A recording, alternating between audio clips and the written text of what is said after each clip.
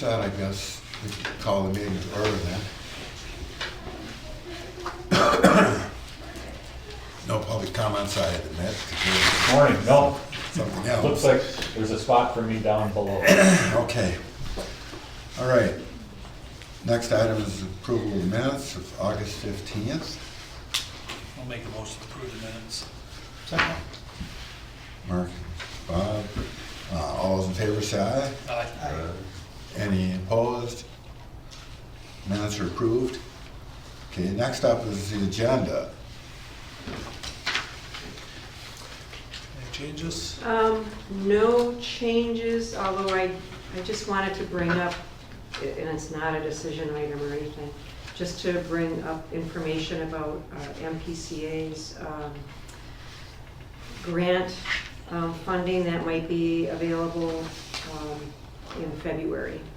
And so I don't know a whole lot of details, I just wanted to bring it up.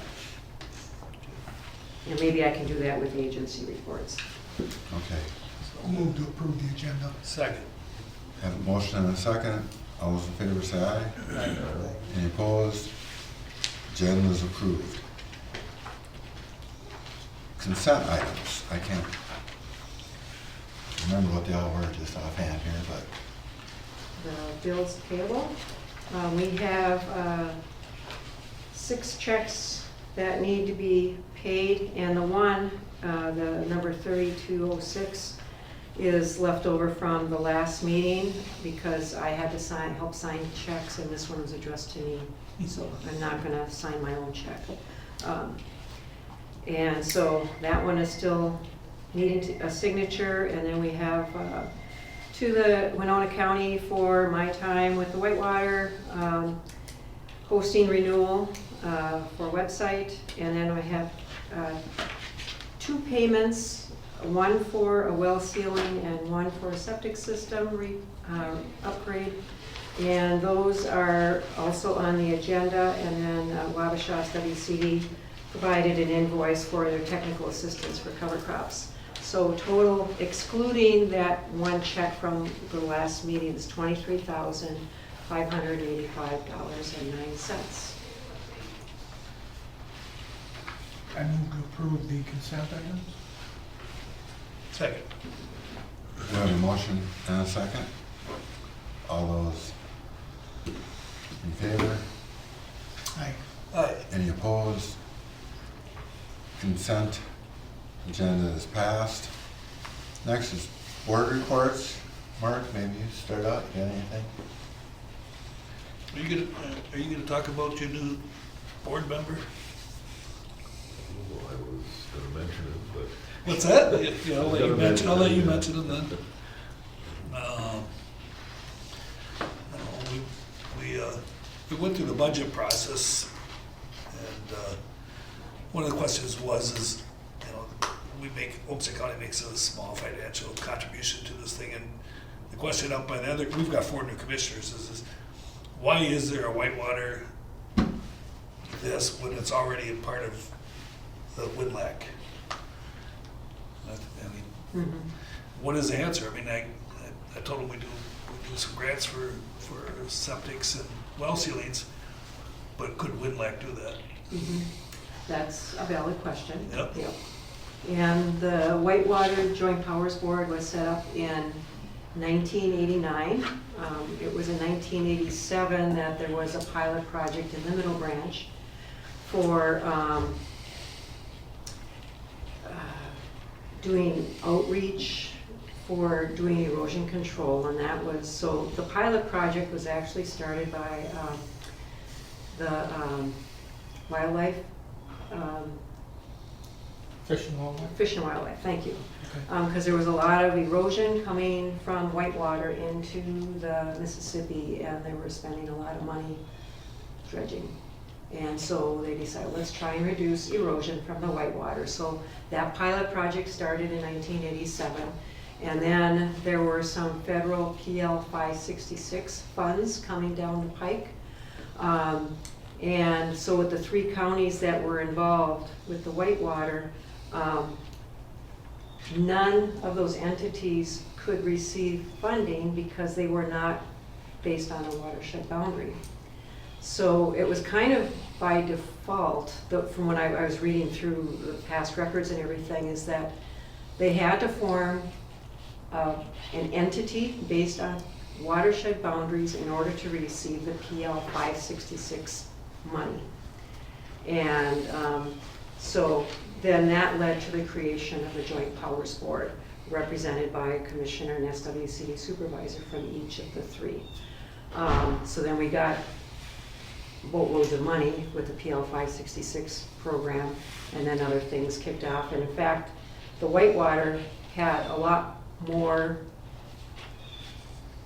they actually had staff. I think at the max there were 4 people on staff, but the Whitewater, it's just me part-time now.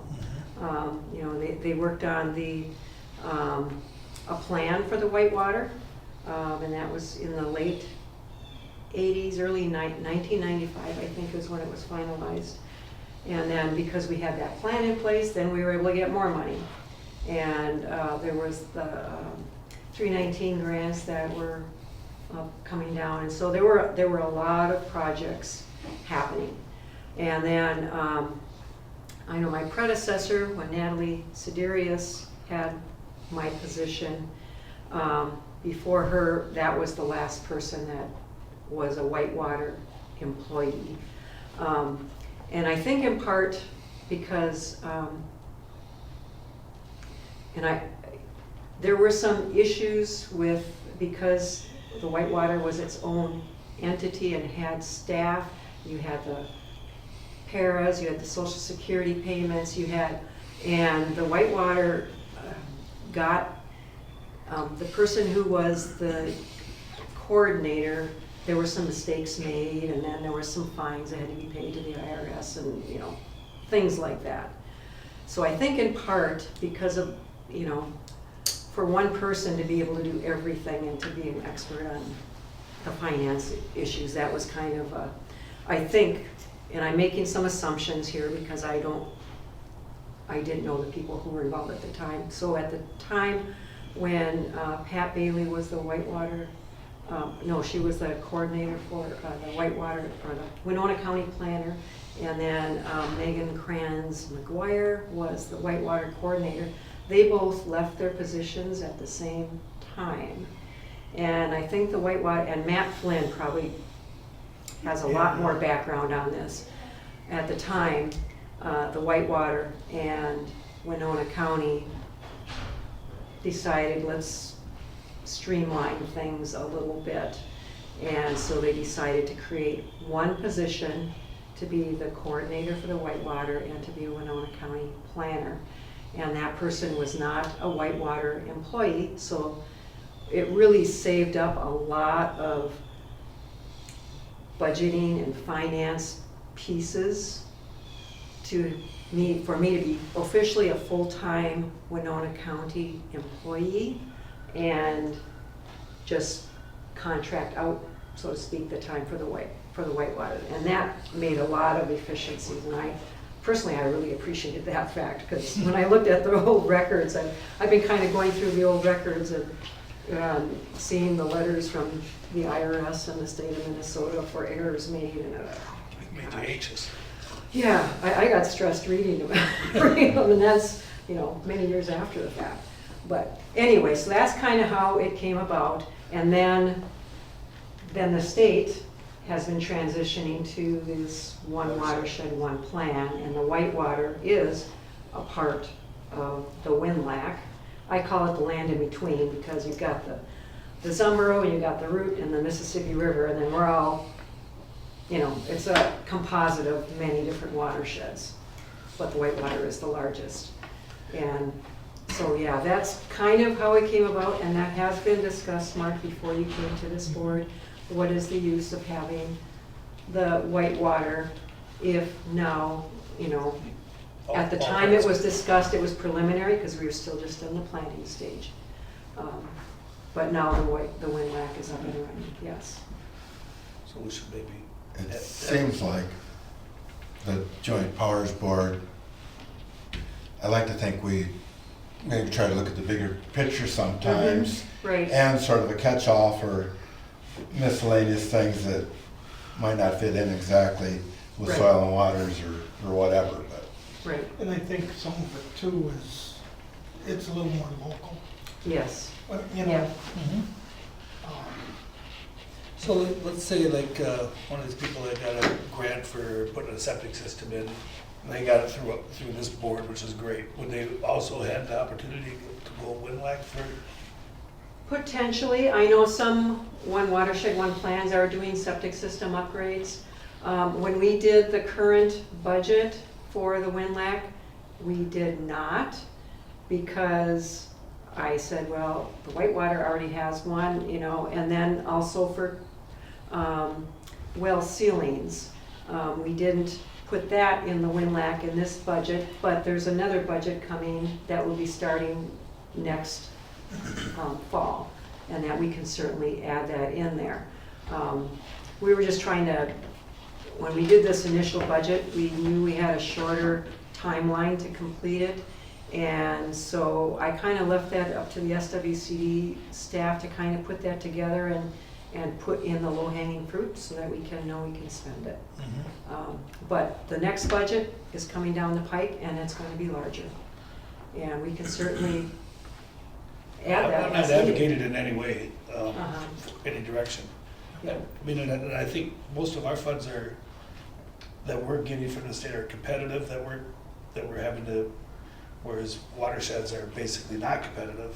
Right, So people that are in the Whitewater watershed are getting almost twice as much chance for help for projects than, probably, yeah. so Yeah. it's not a bad deal for Yeah. those that live in it. That's Sure, not- Right. but it's, I had a hard time wrapping my head around it too, when Yeah. it came on. And Yeah. what? Yeah, You know, Yeah. there's a lot of layers. Right. yeah. So my question, in any of the old records or the plans, was there documentation of the sediment and back then versus what it is now? Is there any comparisons? out That there? is interesting. I think it was like 2 years ago, I actually tried to track that down with the Fish and Wildlife. I said, okay, are you getting less sediment from Weaver? And the person I talked to, and I'm trying to remember who I talked to now, he said, well, he says that it's not a yes or a no answer. It depends on, you know, a lot of different things going on.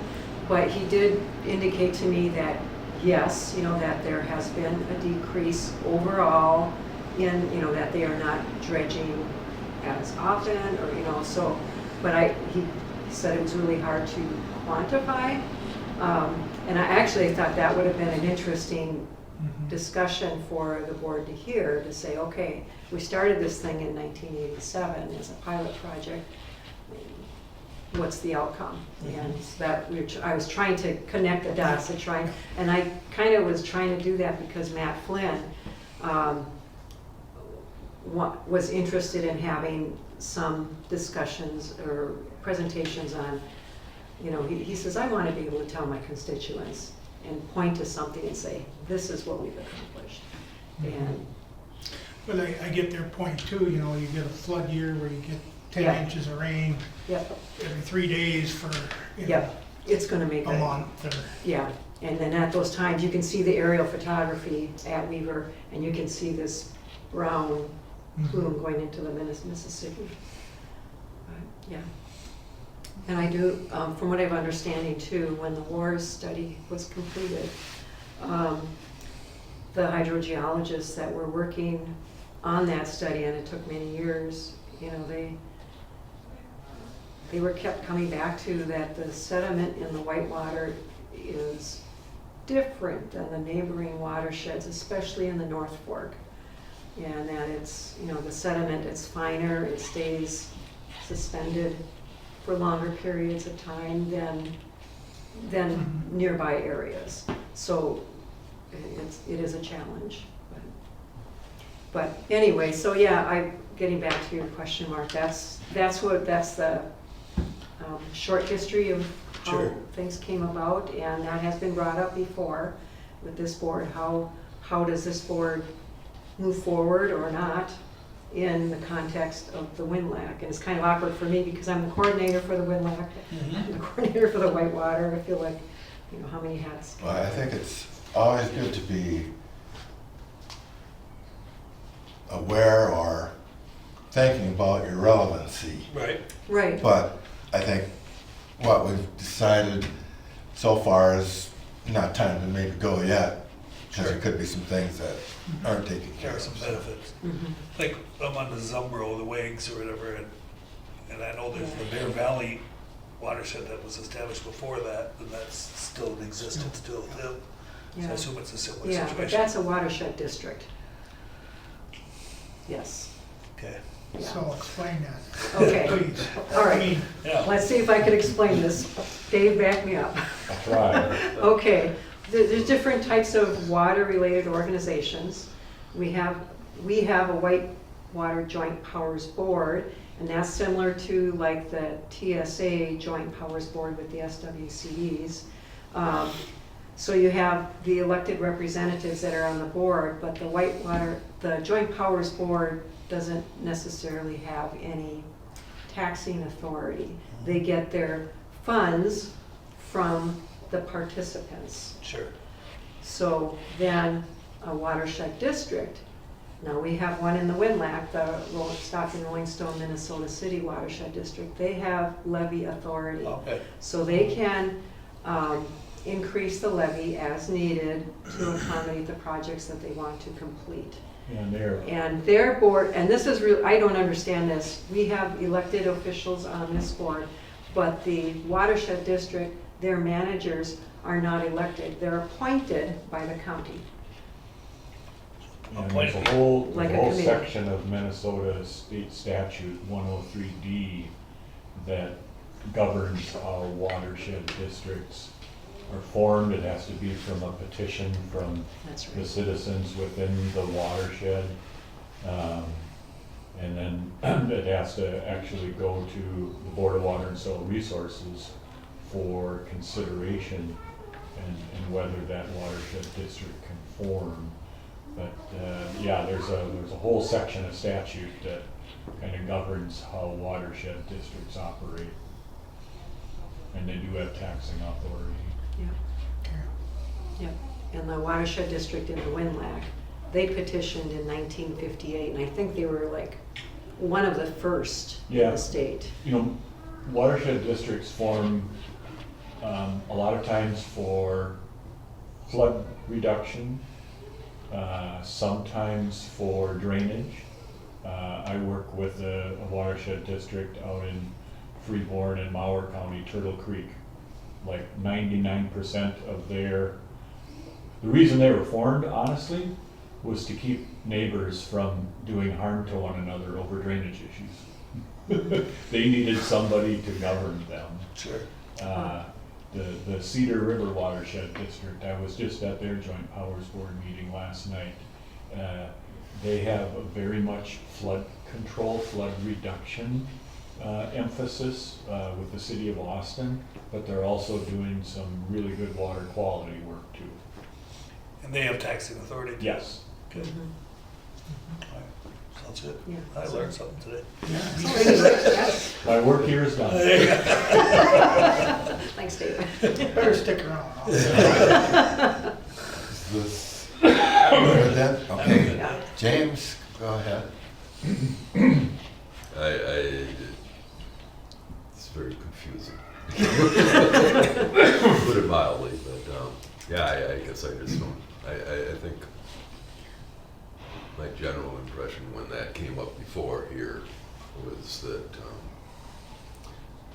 just that I think I was a little concerned that some of the impact of the Joint Powers Board would be lost if, well, obviously if it was disbanded, then Right. it would be lost, but some of the impact would be lost if those responsibilities were enfolded into WinLAC, Sure. because it just Yeah. seemed like it was possible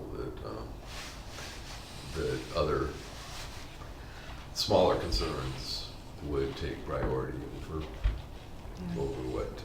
what we're dealing with usually. Sure.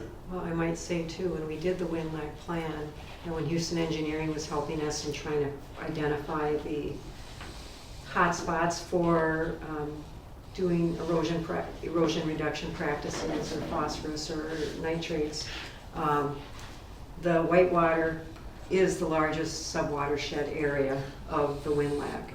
But even so, Houston Engineering recommended that higher than the proportionate of the size of the watershed, that we would have more monies going to the Whitewater, because the Whitewater subwatersheds are prioritized at a higher level than the rest of the watershed. So, I don't think the Whitewater would get shortchanged in the wind lag because they're prioritized higher. Yeah, well, just from what I Yeah, could tell I know. from the budget, it seemed like there was adequate funding going Yeah. into Whitewater, Yeah, but that was just my yeah, gut reaction, as it were. yeah. Do you say something about new employee or something? Yes. Oh, we're in board Board meetings. reports. Well, that's what we're kind of Sorry. still in. I know it's hard to remember, but. Yeah, well, I don't know, let's see what. Well, we got our audit out of the way, and got a buffer grant established, and drinking water protection grant as well, I guess, sub-agreement. No, it wasn't a grant, it was a sub-agreement. And approved the geotech expansion wetland replacement plan, which geotech is a company down in Stewartville that they were wanting to expand and needed to put in some road work that took out some wetlands, and so figured out how to get that replaced. And just a small grass waterway, and then our new replacement supervisor for Steve, who died. It was Kevin Connolly, yeah. they're cousins. They are cousins. Okay. We weren't sure if they were related, but I think the general idea was that any Connollys in Homestead That County area is pretty much Homestead County Connolly, are related. Yeah. So, so he's serving out that term, which was going to be coming up for election in '24. You had 4 candidates, I think, for that position. Yeah, It was just we pretty did. nice, Mm-hmm. the 4 candidates. Yeah, that's good. Yeah. Yeah. I think Kevin's pretty well regarded, so I think he'll be a good supervisor. Yeah. I mean, his resume, as it were, was pretty good. Very impressive. But Bob? We just passed to the SWCD, I was trying to see what it was actually called, a grant or sub-agreement, I lost my agenda. Got a new recorder starting on next Monday, the 23rd. Switching from elected to appointed position. what position is that? Recorder, county recorder. County recorder. Do we even have a county, what does a county recorder do? Basically land records. Okay, so like property records, the PRL Okay. director, ours is appointed until, okay. Yours has been elected up until this point, huh? Yep. Yep. Okay. And other than that, pretty quiet. Passed the preliminary levy at 5.5%. How did Olmsted County come out? 5.2. Okay. We're thinking we're gonna, we just added a little cushion in. We're hoping to go over. So Well, we added a cushion in, but it will probably stay at 5.2. We added a cushion just because we project that we got some higher rates ahead and we don't want big jumps, so we'll put the remainder in the bank to try to soften that load down the road. Other than that, things are going good, I think. Good. Well, watershed, soil and water, I'm gonna just focus on a field day that we had for carbon markets, kerns, and water quality. I went and I learned a lot, I think, that the kerns, even though it's a perennial, they only recommend leaving it 3 years for the Yeah. University of Minnesota because the yield goes down. I asked him how much, he said 400 pounds, like the first year of seed, anywhere from 2, 4, or 6, depending on if you don't have any organic or you're like some higher class organic. But the markets are very limited. He had said General Mills was kind of interested, but then it seemed like they figured there wouldn't be an adequate enough supply to really try to develop any projects. And then we had a presentation on the Minnesota Water Quality Certification, which I actually just got the one for my farm.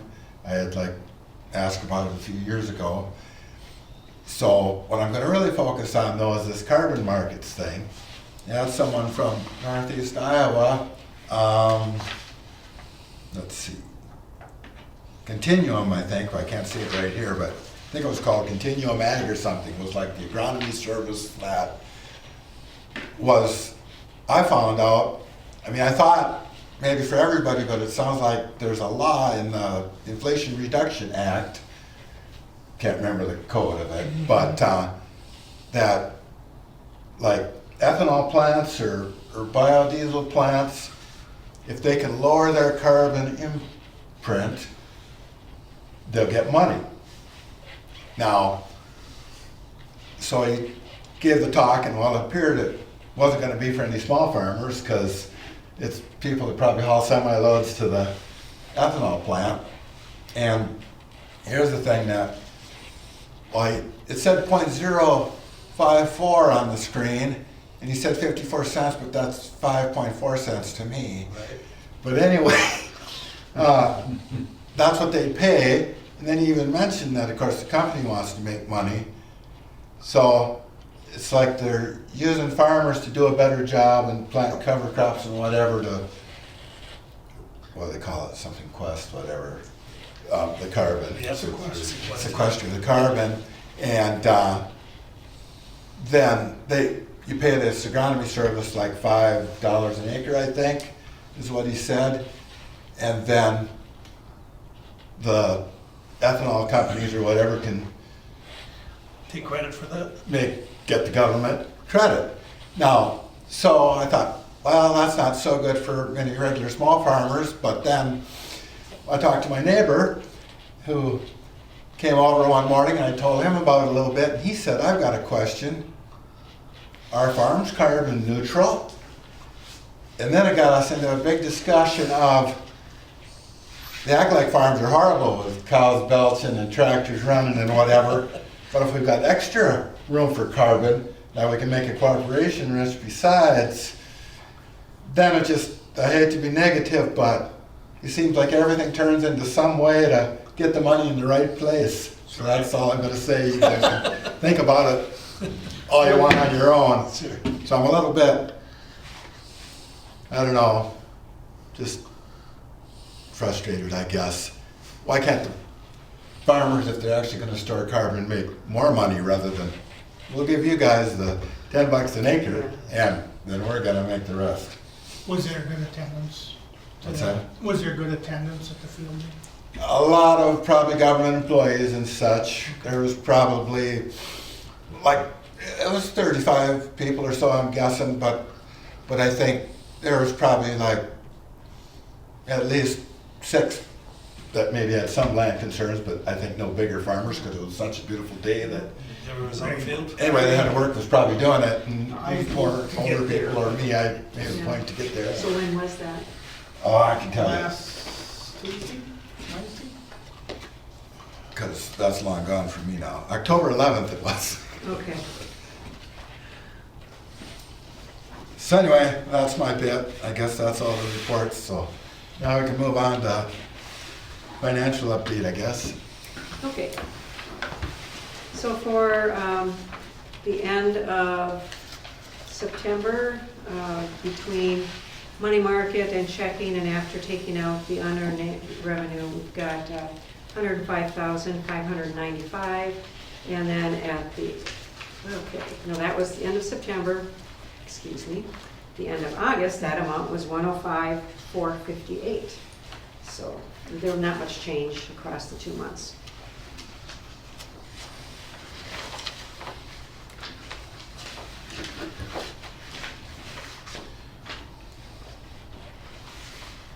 And then I could give the update on, well, I'll talk about that later. Yeah, so that's all I have for that. Okay, so we got the 2023 audit proposal. Right. So I asked for a proposal from Peterson, and they sent a letter saying that they would do the 23 audit at a cost of $3,200, and that's $300 more than it was the previous year. Each year he bumps it up a little bit.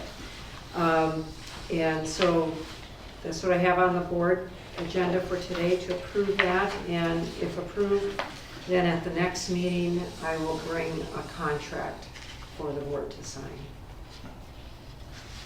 So.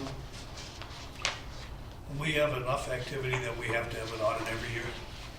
We have to have an audit every year because we have commissioners on our board. And because counties are involved in this inter-county entity, we have to have an audit every year. Because our counties are on, I can't remember what it's called now, but it's basically emergency dispatch board together. And at our most recent meeting, we were informed we didn't need to have an audit. Really? Because you didn't need an audit every year because there wasn't enough financial activity to require it. So, That's like a region, so it's like 10 counties are on it. well, maybe I need to check Something to that. check I know at into one that. time I was told, That's E911 Exactly. committee. Yeah, I can't remember what it's called, but Yeah, I it would don't, be about every other month. I'm not on that. Yeah, I can't remember who's on from your county. But Cheryl Key? yep, Cherokee she's our co-chair, our vice chair. well, I'll ask our finance director, Pat Moga, and ask him who I need to ask to find out before the next meeting. Yeah. We have to do that.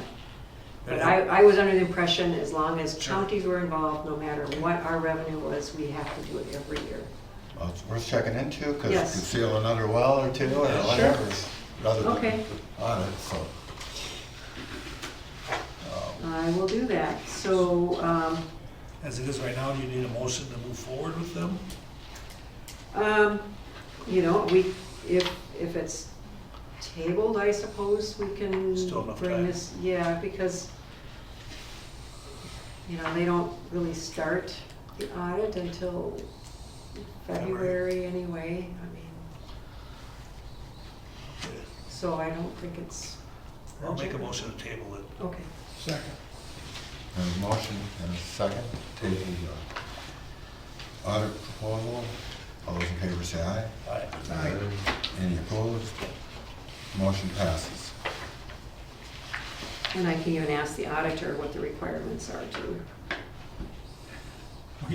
He's gonna tell you you need one. Yeah, I don't know if you wanna, State law, right? I don't know if you wanna have the Huh? clock State start law, again. right? Yeah. So that's, hopefully, somebody from that end Right. could be asked, Yeah. but The one thing that I have been having the auditor do these past couple of years is do the end of the year, was it 1098s or whatever they are that need to be sent out.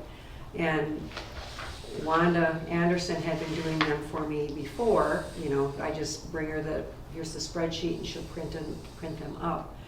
But when Wanda became district manager, she got overwhelmed and I didn't want to, so I was having the auditor do that.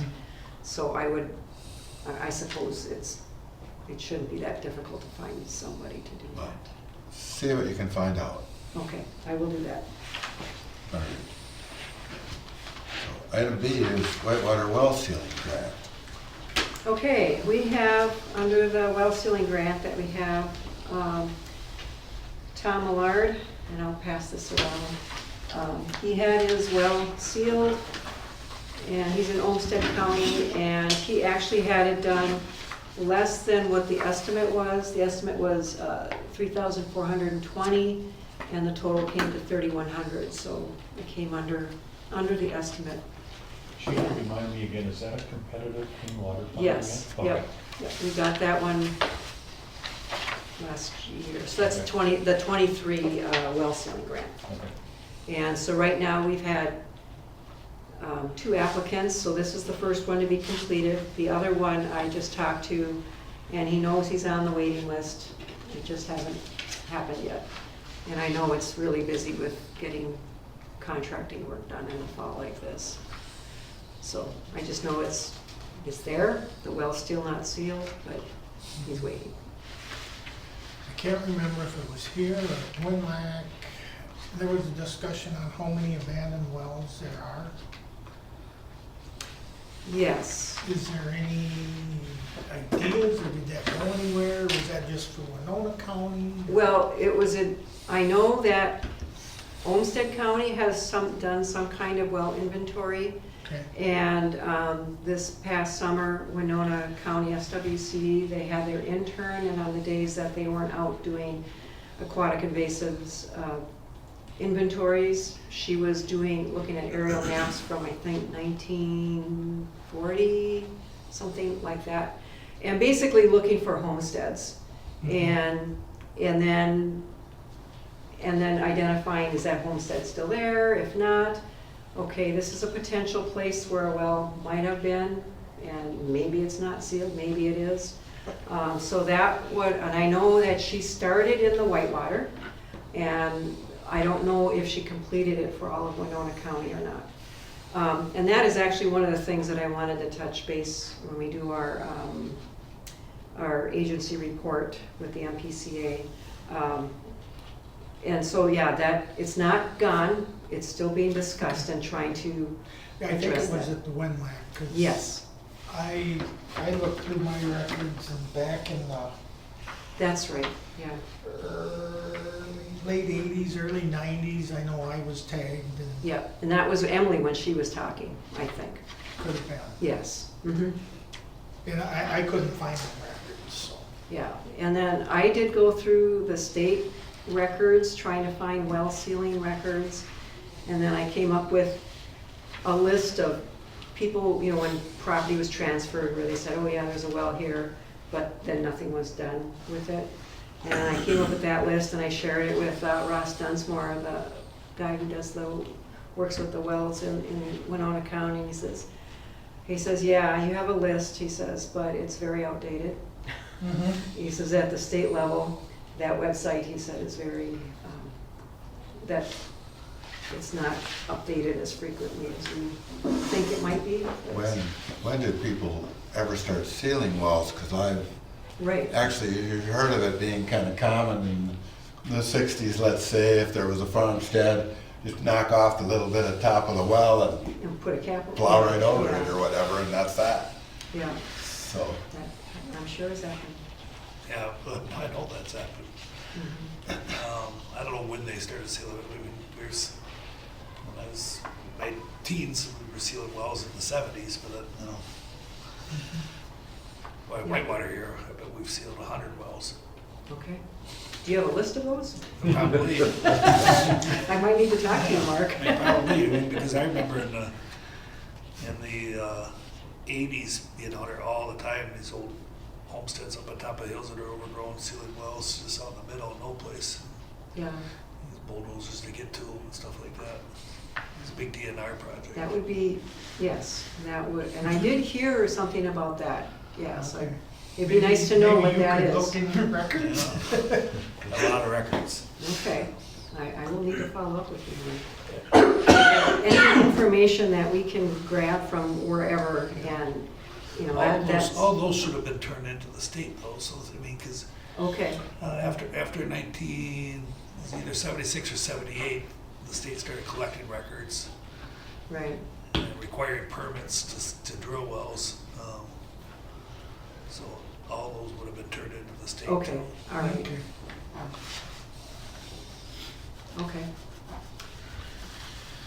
Yeah, so, Okay, well, I'll make a motion to approve reimbursement on that well sealing permit or payment for Millard. Second. We have a motion and a second. All those in favor, say aye. Aye. Any opposed? Motion passes. Next is item C, Whitewater Drinking Water Protection Grant Projects, septic system upgrade payment. yeah, and this is for Beth Kiefer, and she's in Elba. And this one actually came about $900 over the estimate, but there were some circumstances that were unexpected. The only place that a septic system could be placed was within 1 foot of the boundary. And so then there was a $550 extra expense to go through the Board of Adjustment to get that taken care of. And then there was also a cost to the neighboring lot, which is now empty but owned by the city. I think, and I don't know, I never did find out, but Beth thought that her pre-existing system was somehow connecting to that neighboring parcel when there was a building there. And then when that building got removed, things really went south with her system. So a part of that expense was, I think, $375 to take care of that other, the city parcel issue as well, to seal that up and take out the tank. So anyway, it came out to $18,100 for the total expenses, and the grant was paying for 85%, a little bit more for Beth because her income was actually qualified as very low income threshold. And so we've got that for her, and then the remaining funds, her match, she is using an Ag BMP loan to take care of that difference. So that'll help her cash flow that a lot better. I was curious, what is the very low income threshold? Well, the threshold level, the USDA, and this is how I wrote the grant when I put it in, that the septic systems would be for people who meet low income thresholds. And then the USDA also has a very low income threshold, and she was below that. And that comes out every July for each county in the state. They said the very low income threshold for Winona County, I think, is $67,000 a year. And that's your adjusted gross income, that's line 11 on your income tax form.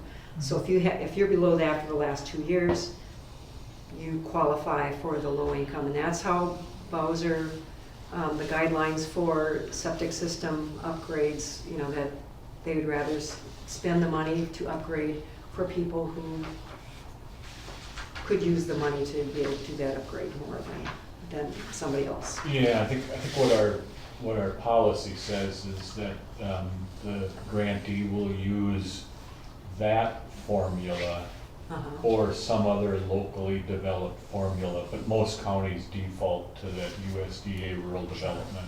Yeah. Yeah, so that's what I used when I wrote the grant, and so that's what we've got going on for Beth. So No she other was able to get discussion? that completed. If no other discussion, I'll move for approval. Second. A motion and a second.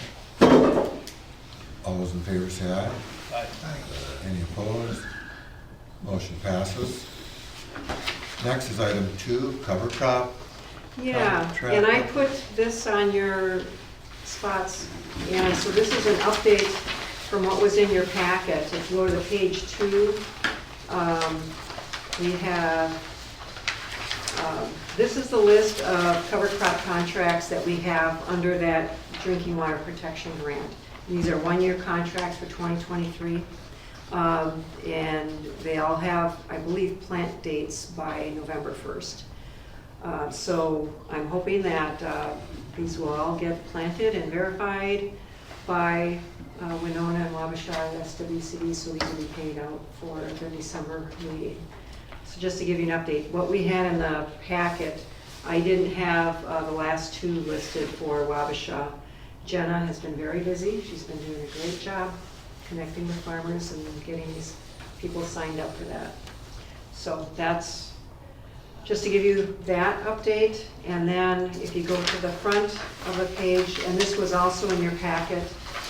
So looking at the cover crop contracts that are on the list, I made an adjustment in red there. So right now, the drinking water protection grant, we have $59,466 encumbered, i.e. contracted out with either cover crops or septic systems.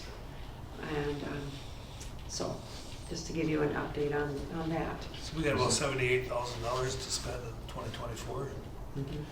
Is that a 50-40-10 grant? Yes, it is. So- So I'm gonna have to do a report soon. Yeah, to get your next 40%. Yep. Yep, okay. Yep. Yep, it is. So, I get it out of, we spent 54,000 Right, encumbered, 59,466. so that's not a total of like 113,000 essentially Mm-hmm, spent, yeah, which, oh, okay, 77. yeah, and the remaining is 77,900, All right. yeah. With 1 year left though, I mean, Yeah, we're gonna probably leave money on the table. I hope not. I wanna get some more septic systems in there. So if anybody knows of any septic systems that need replacement and they meet low income thresholds, come talk to me. I had one woman from Olmsted County who was interested, but she didn't. Her septic system, it sounded like it was compliant, and so she was basically looking to, I want to upgrade it before I sell it, not necessarily failing or imminent threat to public health. And so that is the other qualification. It needs to be replaced. So on the cover crop grants, somebody signs up for a 3-year, fulfills that, can they sign up for another 3 years, or is it kind of a one-time per entity, or? These ones are all 1-year contracts. Yeah, but if somebody signs up for a 3-year, it depends on the next 3 years if they want to do something. It depends on the grant, the funding source. It's likely that they'll say, well, if you just did winter rye for the first 3 years and you want to step up the game and do multi-species or something like that, then maybe you could Okay. doing something to, stepping up a little bit. They more. just can't keep renewing what they're doing. No, because the intent of the contracts are to get people to try it Try it. and to see the benefit of it, and then to be able to do Continue it. on their own. No, with the next generation of soil health grants that are coming out, one of the things that will disappear is the 3-year requirement. Okay. We're gonna give grantees a lot of flexibility in terms of what do you wanna offer producers? And so, I wouldn't say the door's shut and locked on situations like that, Bob. That there might be a little crack in it. Okay. We really wanna promote soil health and Absolutely. the cover crops, but we don't want it to just be a money giveaway. Yep, I'll do it We because I wanna, get paid. we wanna promote that change. You don't want to get people hooked on it, because, even with the Practical Farmers of Iowa deal, I know some people that maybe were gonna plant, drain, and chop it off and seed it down with alfalfa. Well, they take the money even though they were gonna do it anyway, because it's there, and then it just keeps going. Well, speaking on that, I'm just wondering, these rates, where and how are they getting established? We made adjustments to the rates based on what other cover crop programs were providing for rates. And right now we have $50 an acre. I think that's just a single species. And then multi-species was $60 an acre. And then we were going up to a maximum of 100 acres per contract. And James, it's kind of in line with what some people have kind of calculated for the cost to go through a whole system of cover crops.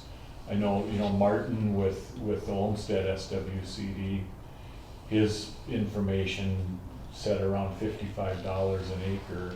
Well, Alan Kraus with Cannon River Watershed, they had a project in a sub-watershed within the Cannon where they were working really closely with a number of producers, and they tracked the costs and came out to around $55 an acre as well. Probably not far off, because rye is like $15 a bag for proceed, unless you're planting your own stuff, but then it's not accepted for the deal. Well, then you've got And then- some people need to terminate it, and so. That's kind of that's involved in I don't know that. if the terminate deal is that big of a thing, only because most people that use herbicide would probably use a burn down or something anyway. Yeah. But definitely drilling is probably, well, I was charging 16, but I think it's maybe 18 now or something. So if you add that, like say you plant 2 bushel and drilling, so there you are, it's like 45, close to 50, so, yeah. All righty, anything else on that? Okay, well, now I guess we're to the agency report. Well, I think that's me. Let me introduce myself and tell you why I'm here. Dave Copeland with the Board of Water and Soil Resources out of Rochester. And I was looking at your minutes from August, and I saw that Adam Bielke had informed you that Shayna Keesley, who was our clean water specialist for Bowser in the southern part of the state, she's taken a job with MPCA. And so, butterfly effect, Adam has taken a temporary position as a clean water specialist for Bowser, basically filling in behind Shayna. And so with him taking that position, my work area got adjusted to where I'm now covering the 5 counties that Adam was covering, the southeast corner. And so that's why I'm here today and not Adam. I've been with Bowser for about 7 years. Before that, I had a 30-some year career with USDA, SCS and NRCS, 20 of that in Rochester. So I've spent many days in this room, starting in the early 90s when the watershed plan for the Whitewater was getting work done. So you could have given that. Well, I was going to correct you if you were wrong. Yeah. So plan to be here just as often as I can. And other than that, I really don't have any other agency report. Did the Joint Powers Board apply for any competitive grants this time around? Okay, yeah, so, those competitive Clean Water Fund grants that you have, that you authorize the payments on today, for this year's round, our board will be looking at recommendations on approval of those applications at their December Joint Power, or December Bowser Board meeting, so. That's about it. Well, good to see you. Oh, thank you, Lynn. All right. And then I was going to talk about MPCA's, and Bob referenced this earlier. Emily Zanone with the MPCA. She's working on the Watershed Restoration and Protection Strategies report for the WinLAC. And so she has been meeting with the policy committee as well as the planning work group, just to kind of review, because when she's working on this report, the MPCA has some funding available for us, or the WinLAC area. Not that it's a part of the WinLAC, but same players. And so she received input from the policy committee, and looking for data gaps or where we need assistance, and also from the planning work group and others. And she came up with a list of 4 potential projects that she is submitting to higher ups in the MPCA for different projects. And one is the well inventory that Bob referenced.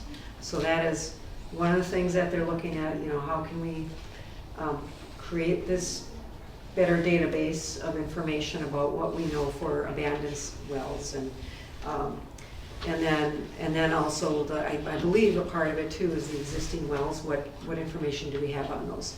And also BMP mapping. This was done in the Root watershed a few years ago, and it's a GIS project, and it sounds like St. Mary's University in Winona is interested in being a part of this, where they're looking at the landscape and identifying the locations of all of the structures that have been put in place, over the past 20+ years. And so that is one of the other things. And then another one is nitrate monitoring. And I believe that maybe Olmsted SWCD might be helping with this one. When MPCA staff was out doing some monitoring of streams, they discovered some tiles from fields. And said, it would be interesting to see what the nitrates are, and so they've discovered some more. And so there have been some kind of monitoring being done for these tile outlets to kind of get a handle on nitrate outflows from those. So that was one project, and then another one was chloride monitoring, primarily whenever there's a thaw period during the wintertime and in the spring. And the last time this one was done, it was I think 3 years ago, and 36 sites were selected, and most of them are in the Winona city area, and I think maybe a couple in Wabasha. And now the proposal is to go with 18 of those sites, just to kind of get a handle on road salt use and what those impacts are for surface waters. So those are the 4 projects, and that's all I know. I don't know exactly how much money is being tossed in, and again, we don't know at this point if all 4 of those are being approved by MPCA.